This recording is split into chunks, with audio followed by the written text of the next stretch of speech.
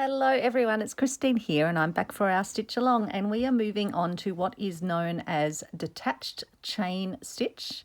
And I've actually just done one, and that's what I started with, using detached chain stitches but sort of joining them together to create the letters. But then I'm thinking I will use the detached chain stitch in its detached form to write Lazy Daisy, which is the other name for detached chain stitch. And I've started doing that with the letter L, and I thought I would show you how to do Lazy Daisy or detached chain stitch, and we'll finish doing the rest of this. And I thought this might be a better dimension than the longer detached chain around which I can do the flowers, but I'll still put that detached chain piece into my dictionary of stitches, or my treasury of stitches. So I'm going to pop through. So if you were starting out, you'd just put a knot in the thread on the back. And then what I'm going to do, I'll turn this way. I'm going to take my needle back in either through the same hole or as close as possible, and then I'm going to bring the tip of my needle forward to where I want the tip of my petal to be. So if you think of Lazy Daisy or detached chain as like little petals. And so I've got the thread looping around underneath where I'm going to pull the needle through, and that's going to form a loop. Now I'm going to pull it just till it forms a nicely shaped petal, so not too much, otherwise it can go quite thin. And you don't want to leave it too voluminous either, otherwise it might be sort of sitting off the fabric a bit too much. And then I finally put a little anchoring stitch in to hold it down, but let me show you again. So I'm going to leave a little gap so that these do stay detached. And I'm going to take my needle into the fabric, angle it out at the end or towards the end of the A where I want the end of the petal to be. Make sure my thread is looped around underneath, pull it through, and then I'm going to put a little stitch over the other side of the thread. So it's essentially going to couch down the end of your petal and hold it in place. And so now I'll pop out over here. Just maybe make it a little bit more detached. So space it a bit out from the other one. Take the needle back in, angle the needle back, don't go that far down. Make sure the thread is sort of looped around so you get that loop for the petal, and then you're just going to anchor it down on the other side of the thread so it's holding down that petal just in place. Now whether I can do a tiny, I think I can do a little one further across here. So just making sure again that thread is all looped around and under the needle so that I get my proper little shaped stitch. So that one I pulled quite tight because it doesn't need to be that big. And then we'll go back over here and do one more down here. So again, just holding your thread so it forms that loop, taking the needle forward to where you want the end of your petal to be, probably not quite that far, and pulling it through and then anchoring it in place like that. And then we'll come over, we can do our bottom of our Z first, I guess.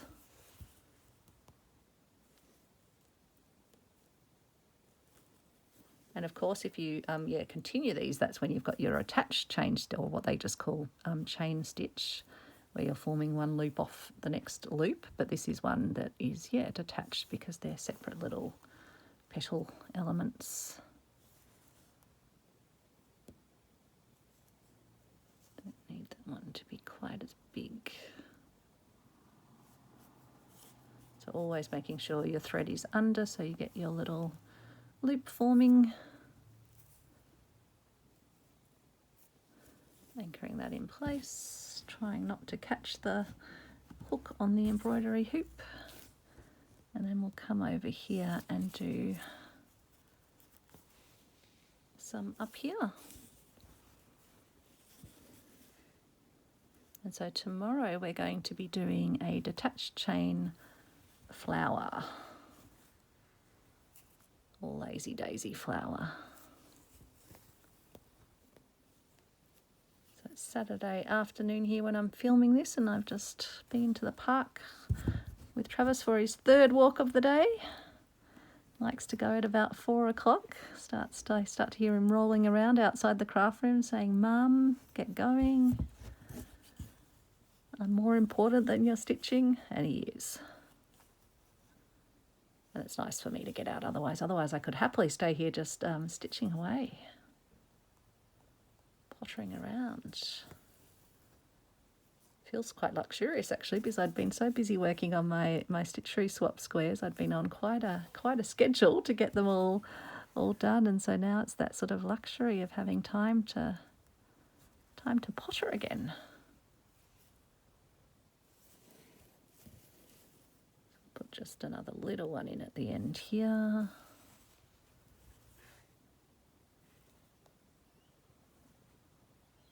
Don't make it too big at all.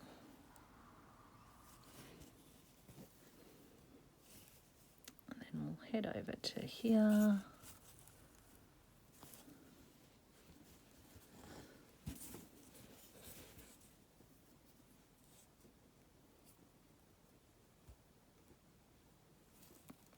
And again, just popping it out where you want the tip of your petal to be, pulling it as much as you want to get the petal shape you want. Do another one down here.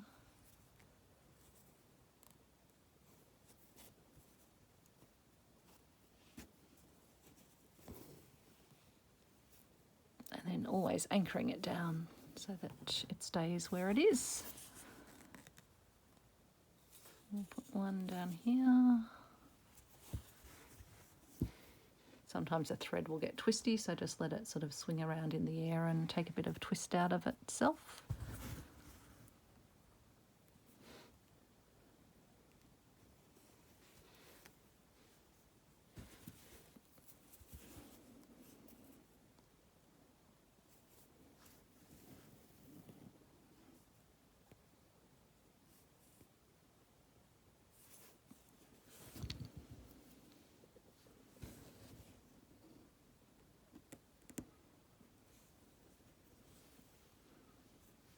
Okay, and anchor that down. Then we can continue. We'll just jump down to the Y, I think, because that's closest.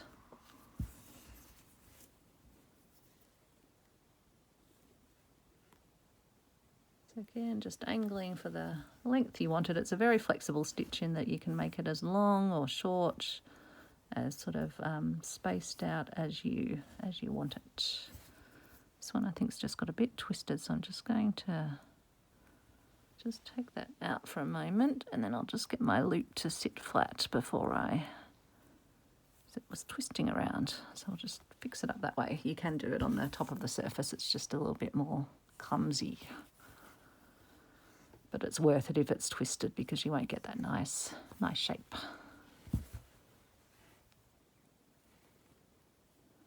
Do a nice long one up here. I don't think I need to do two.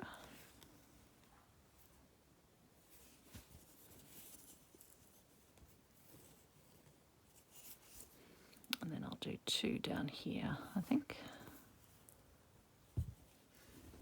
Oops, I pulled that one a little bit, as you can see, but you can just loosen it up with your needle before you continue along.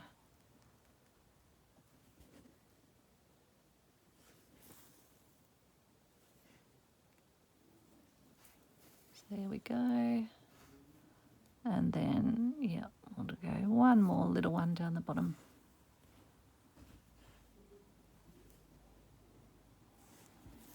Again, no rules, just do it whatever pleases your eye.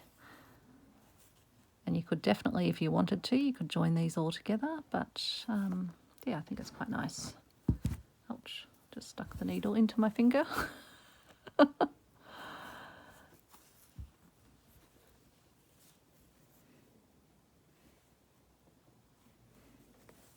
we go. And then we'll go this way. I think I can hear Travis downstairs trying to convince his dad that it's his dinner time, and I can hear Alex saying no, too early. I'm feeling a bit peckish as well. I don't blame Travis. I've got the afternoon munchies, but I'm Going to sit here and stitch instead. I've got my cup of tea. I think it's because it's got a bit cooler again. It was beautiful and sunny before, but when I took Travis out to the park, there was a real chill in the air. Just reminding us that it's still winter. Not to put away the cold clothes yet, or the warm clothes really.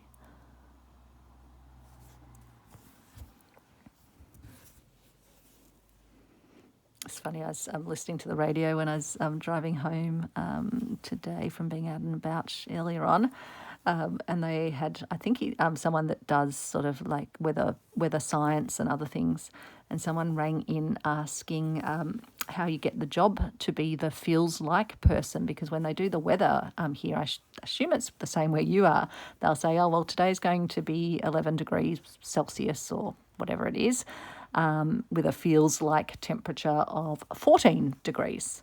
And so this lady was asking, tongue in cheek, how do you get the job to be the person that determines what it feels like? And the presenter, or the person being interviewed, actually explained that no, unfortunately it's a very boring mathematical equation that they use, and some modelling with how much air sort of movement from wind there is, and it's all sort of modelled on a standard person wearing sort of weather appropriate clothing, standing out of the sun and out of the direct wind, and it's a model that they use for that. But I thought, yeah, that was a funny question. How do you become the feels like person? And I think what reminded me of that just then was talking about cold weather clothing or warm weather clothing.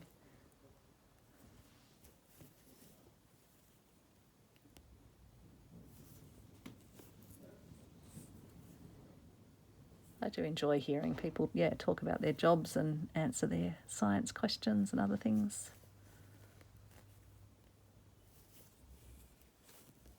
So I think I might need to do this stitch and then get another bit of thread to finish off, because we're almost running out of this piece of thread. So I'll just tie that off at the back. So we do need to start to think about getting our summer garden sort of prepared for. Been so bad. Normally I would have planted lots of seeds, tomatoes and things, but this year I just haven't done it. But my mum has planted, I believe, heaps and heaps. And she does such a good job raising seedlings. So I'm hoping I'll be able to get some from her.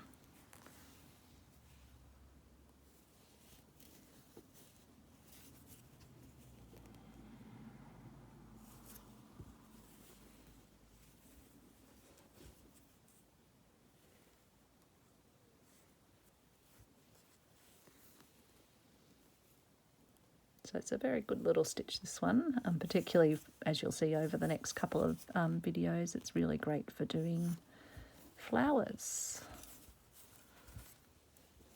But I was keen to show you how you can use it to do letters as well.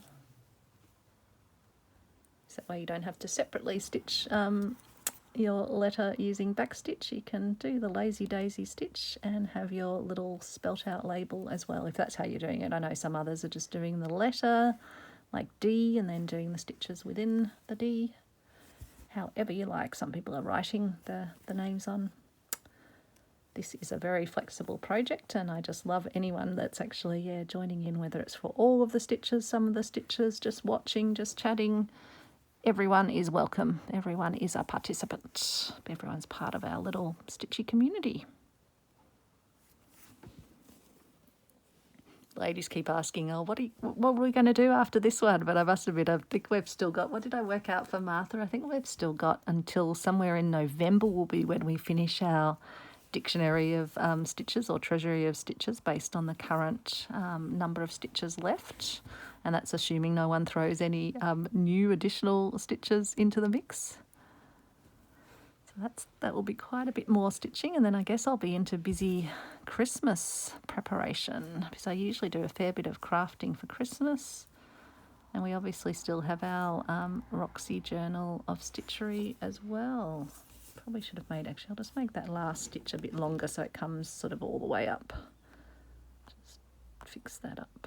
And we'll place our final anchoring stitch in. But yeah, that will be fun to do our other flower stitches around tomorrow. So thanks so much for watching. Take care, and I will see you tomorrow. Bye.